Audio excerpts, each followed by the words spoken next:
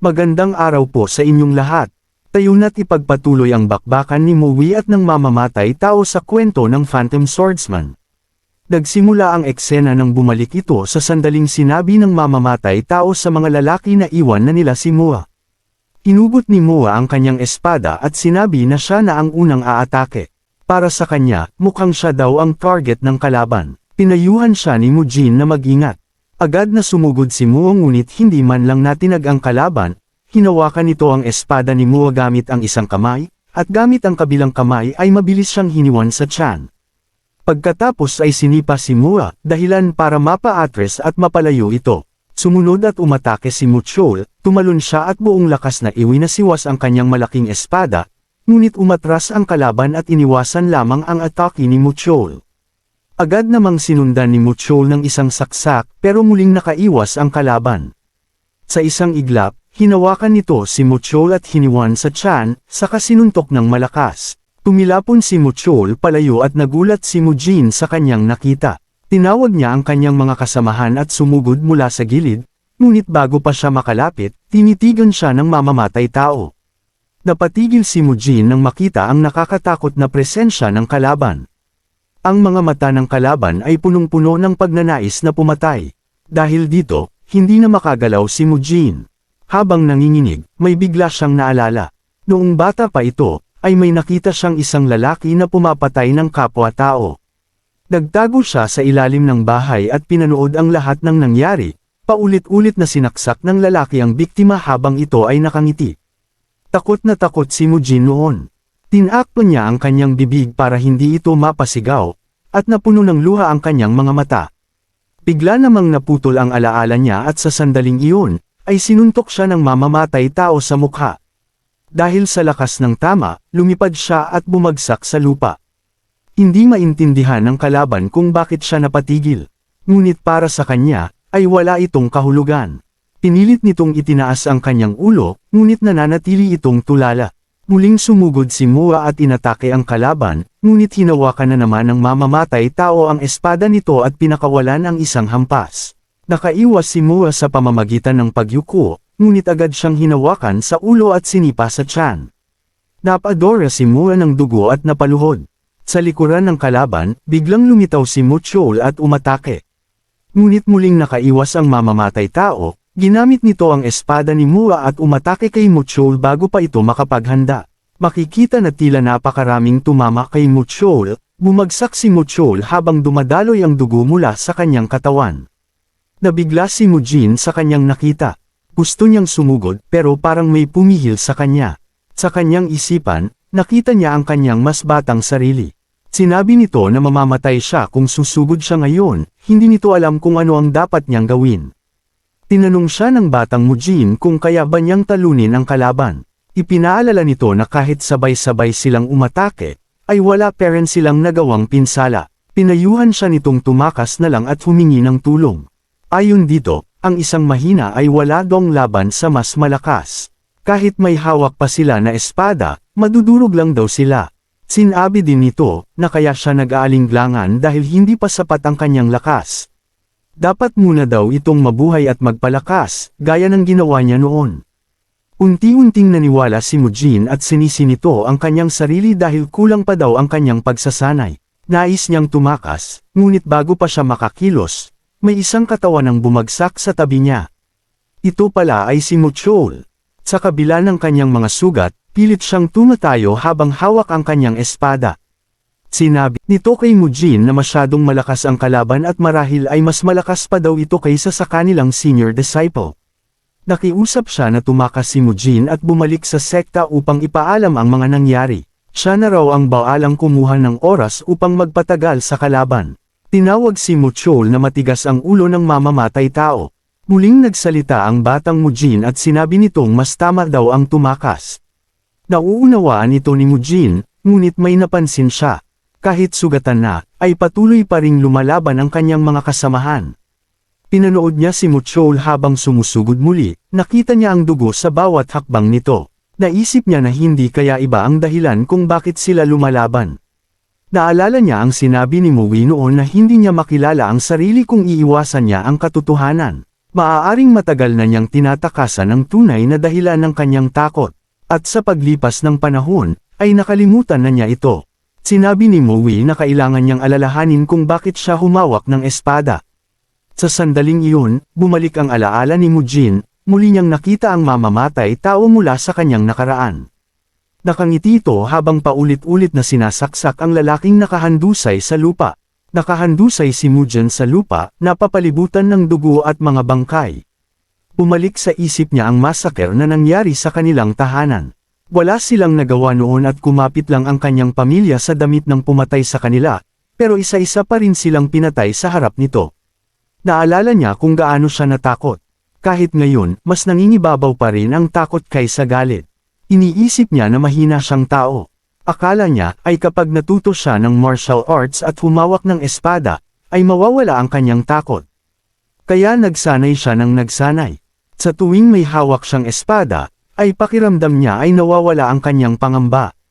Pinaniwala niya ang sarili na kulang lang siya sa ensayo, ibinuhos niya ang lahat ng takot at kahinaan sa kanyang pagsasanay. Unti-unti, naniwala siyang nagbago na siya, akala niya, naging mas matatag na siya at nalampasan na nito ang kanyang takot. Paulit-ulit niyang sinasabi sa sarili na kulang lang siya sa lakas ng loob dahil hindi pa sapat ang kanyang pagsasanay. Pero nang dumating ang sandaling iyon, bumalik ang lahat. Naalala niya kung paano lumaban sina Mua at Muchol nang walang pag-aatubili. Hindi niya maintindihan kung bakit nakaramdam siya ng ginhawa nang sabihan siya ni Muchol na tumakas. Doon niya napagtanto ang totoo na hindi pa siya nagbabago. Mas malakas pa rin ang takot niya kaysa sa kanyang kagustuhang lumaban. Kahit ang mga taong mahalaga sa kanya ay nasa panganib, gusto pa rin niyang tumakas.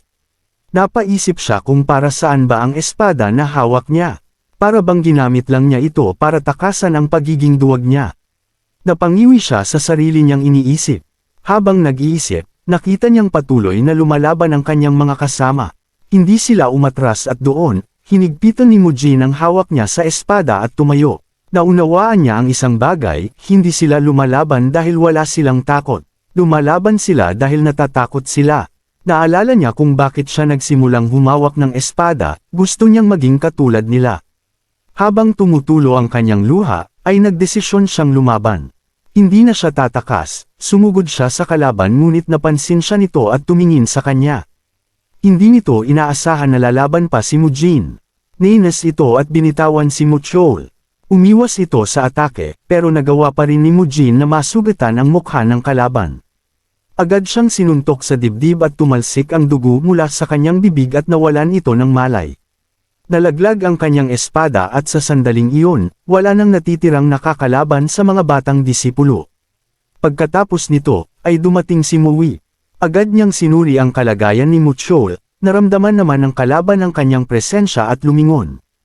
Humingi ng paumanhin si Muwi dahil nahuli siya. Nagulat naman ang kalaban at nagtaka kung ano ang nangyari sa mga kasama nito. Sinabihan ni Muwi si Muchol na magtiis pa ng kunting sandali.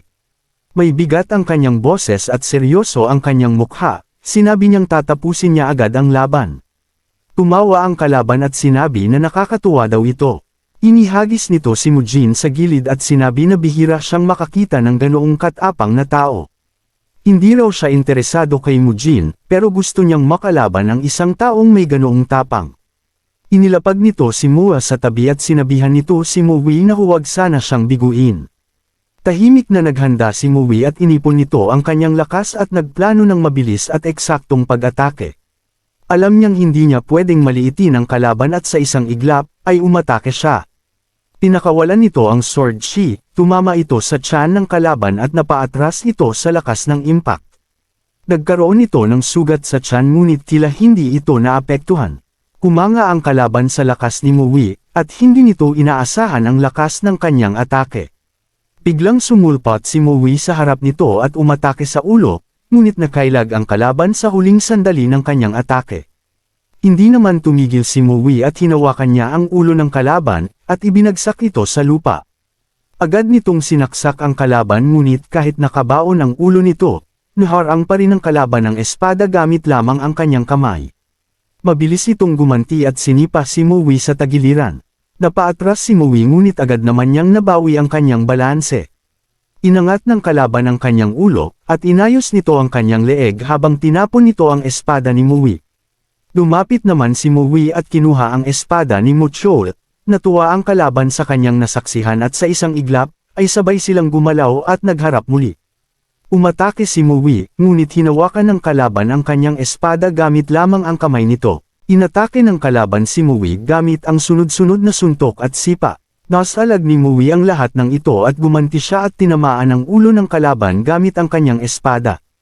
Agad siyang umindik at nagpakawala ng isang malakas na atake, ngunit naiwasan pa rin ito ng kalaban sa pamamagitan ng mabilis na pag-ilag sa gilid. Pagkatapos, ay bigla itong sumuntok at tinamaan ang ulo ni Mui. Napaluwa ng dugo si Mui at nawalan sandali ng balanse, ngunit mabilis siyang nakabawi at inayos ang kanyang tindig. Sumugod siya at ginamit ang talam ng espada para tamaan ang tiyan ng kalaban. Dahil dito, napalipad ang kalaban palayo. Hindi naman nag-aksaya ng oras si Mui at agad itong hinabol. Pagbagsak ng kalaban sa kagubatan, nagdulot ito ng malakas na pagsabog. Napansin ito ng pinuno ng sekta mula sa bubong at nagtaka siya kung saan nagpunta si Mui. Maya-maya ay naunawaan niya na hinahabol nito ang natitirang kalaban. Alam niyang hindi makakatulong si Bo Iyam sa laban dahil sa kalagayan nito. Sa halip, nagdesisyon siyang iligtas na lang ang mga junior ni Mui. Sa kagubatan, nagtipon ng chi ang kalaban at ginamit ang teknik na 100 forms palm laban kay Mui. Malaki at malakas ang atake, ngunit bago pa ito tumama, iwinasiwas ni Mui ang kanyang espada at itinaboy ang atake ng kalaban. Dahil sa lakas ng kanyang swing, nakabuo siya ng hangin na nagsilbing panangga. Nagulat ang kalaban sa ginawa ni Mui, hindi nito inaasahan na mapipigilan ang kanyang teknik sa ganitong paraan. Bigla niyang napansin ang mga talulot ng plum blossom sa paligid. Unti-unting napuno ng mga ito ang kagubatan. Ito ang teknik na plum blossom in full bloom. Ang bawat talulot ay matalas at kayang humiwa ng balat. Napilitan ang kalaban na takpan ang sarili, ngunit tinamaan pa rin ito at nasugatan. Ngumiti ang kalaban sa ginawa ni Mui. Para sa kanya, mas lalo pa dong gumaganda ang laban. Nagtipon siya ng enerhiya sa kanyang kamay at pinakawala ng form-shattering whip. Ngunit naiwasan ito ni Mui sa pamamagitan ng pagtalon. Paglapag niya, agad niyang inundayan ng espada ang kalaban, ngunit naiwasan na naman ito ng kalaban. Sumugod ang kalaban mula sa gilid at sinubukang umatake gamit ang kamay, ngunit naipagtanggol ito ni Mui. Mabilis siyang gumanti at naputol ang kanang braso ng kalaban. Sinundan pa niya ito ng sipa para mapalayo ito. Tumangala ang kalaban at nagbanta, sinabi niyang hindi na siya magpipigil. Pagkatapos noon, muling sumugod si Mui at sinubukan niyang tusukin ang kalaban, pero naiwasan niya pa rin ito. Ginamit ng kalaban ang kanyang katawan para itulak si Mui palayo at tumalon ito sa puno at sinubukang sipain si Mui. Mahigpit namang hinawakan ni Mui ang kanyang espada at napansin ito ng kalaban. Tinakpan nito ng enerhiya ang kanyang kamay at sinalag ang atake ni Mui. Sa banggaan ng kanilang lakas, napilipit ang kamay ni Mui at hindi na nito makontrol ang kanyang espada. Sinabi ng kalaban na mas malakas ang kanyang internal energy kaysa kay Mui. Dahil dito, ay hindi na daw makakagalaw si Mui sa sakit. Dagdag pa niya na nag-enjoy siya sa laban. Pero nagkamali siya, hindi basta susuko si Mui at kahit nasasaktan, ginamit niya ang kabilang kamay para suportahan ang espada at pinilit niyang igalaw ito. Sa huli, nagtagumpay si Mui. Naibaon nito ang kanyang espada sa dibdib ng kalaban. At dito nagtatapos ang ating kwento. At kung nagustuhan nyo ito sanay mag-iwan kayo ng like, at mag-subscribe na din kayo dahil malaking tulong na ito sa ating channel.